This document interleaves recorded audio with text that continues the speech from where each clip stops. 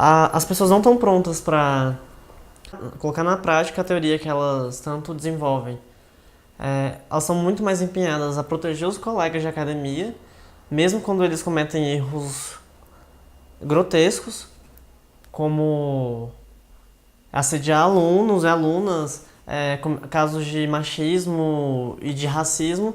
Os professores são muito mais empenhados em proteger os seus colegas do que melhorar a realidade que eles tanto escrevem em artigos e livros que acabam não acontecendo.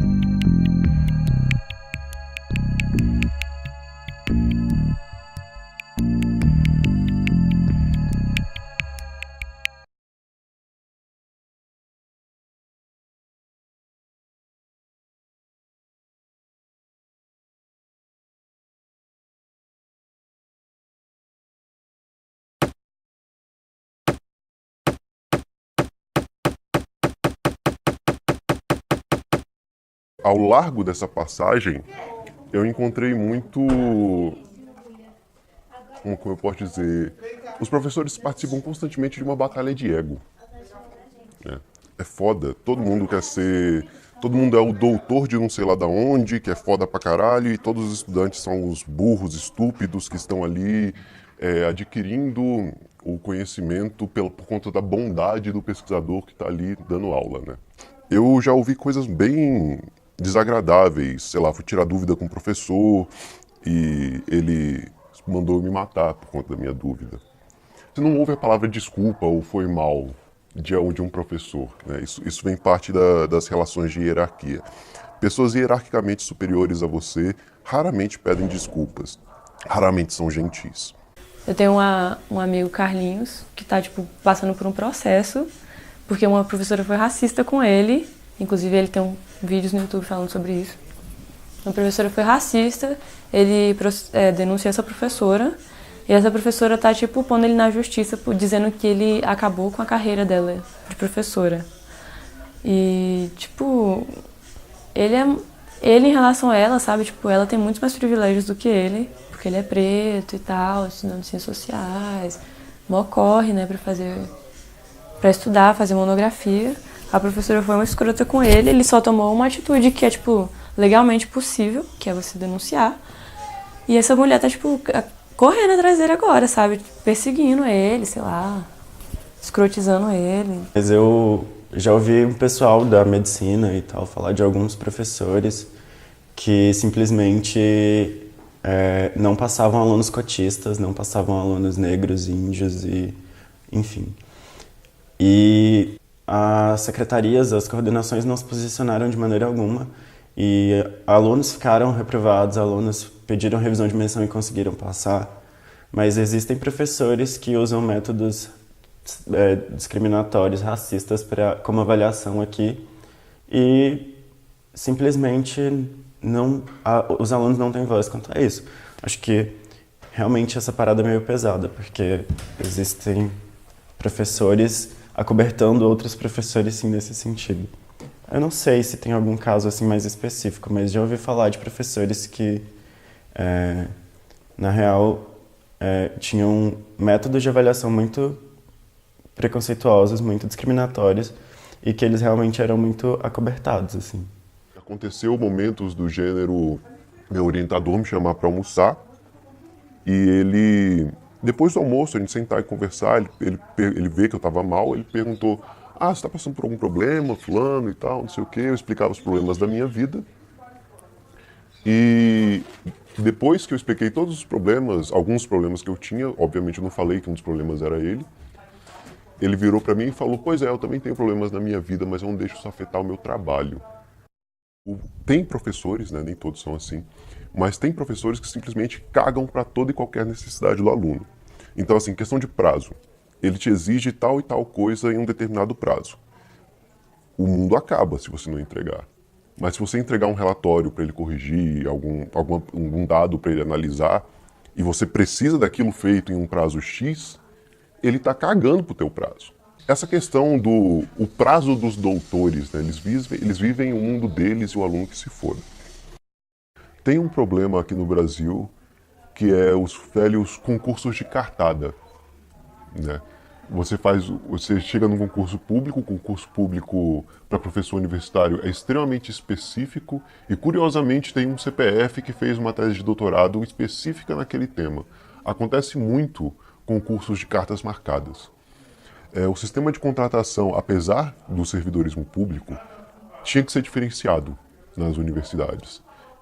Essa questão fica muito ampla para uma trapaça de cartas marcadas, né?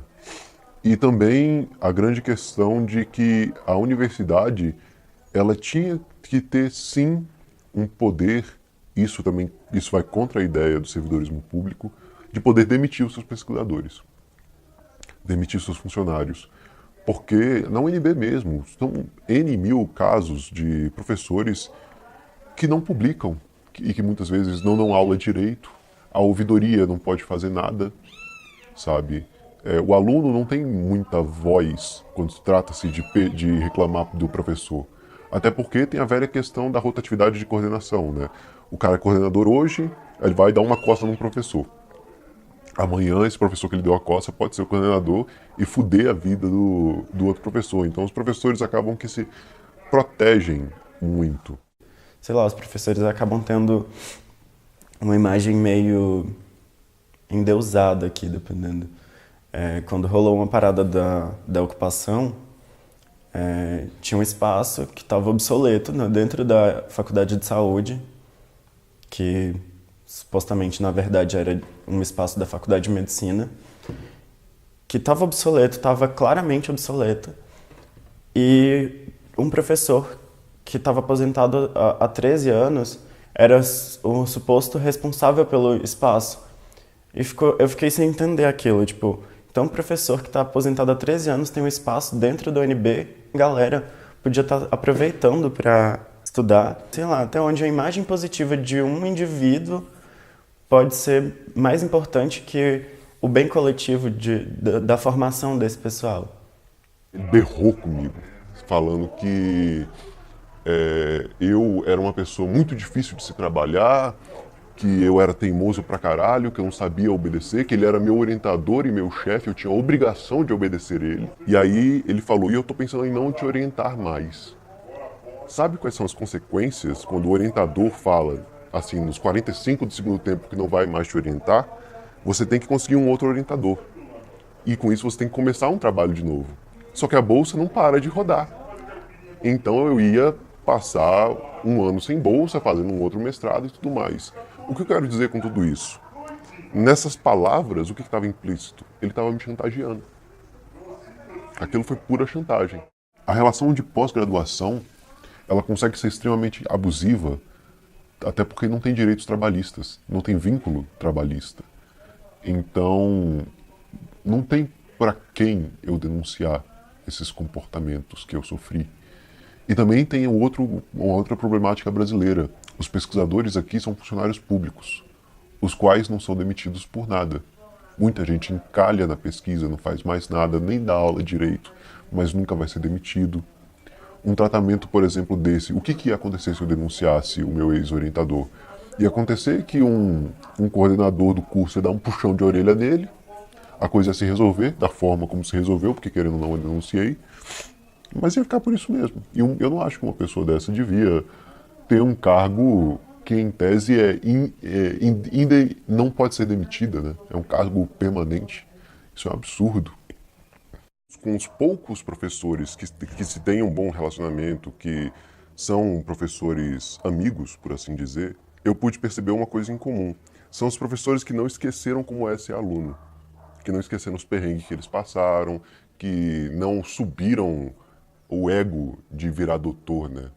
Porque, sinceramente, muita gente cria um ego do caralho quando vira doutor, e eu não entendo por quê.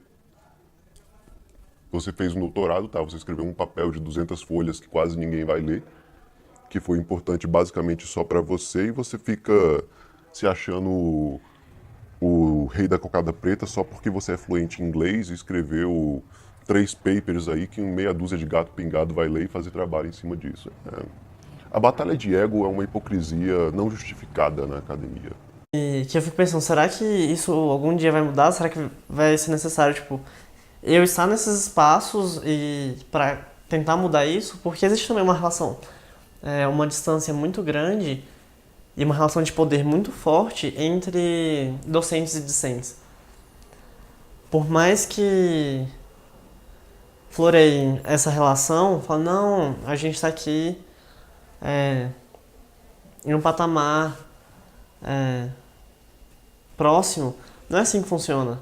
Porque a última palavra sempre vai ser a deles e eles têm muito mais poder de acabar com a nossa carreira acadêmica do que o contrário. A gente pode ver, tipo, quantos processos contra professores tem na reitoria, quantos foram pra frente, quantos alunos que foram a parte que mais se prejudicou na história toda, e quantos professores ainda continuam na universidade, apesar de todos os abusos cometidos por eles. E uma frase que eu ouvi ao longo da minha vida é que quando você quer muito uma profissão, né, como no meu caso eu quero me tornar um professor universitário, a gente acaba idealizando as pessoas nessa posição. E a gente pensa, pô, o cara é doutor, ele é estudado, ele vai ter um mínimo de educação, respeitar o outro e tal, não sei o quê. Mas a grande verdade é que qualquer babaca consegue um doutorado. Qualquer filha da puta vira um professor universitário. E a gente não leva isso em conta. E o poder absurdo que as estruturas de hierarquia dão na mão dessa pessoa, que a gente não sabe se é um filho da puta ou não, pode acabar com a vida de outrem.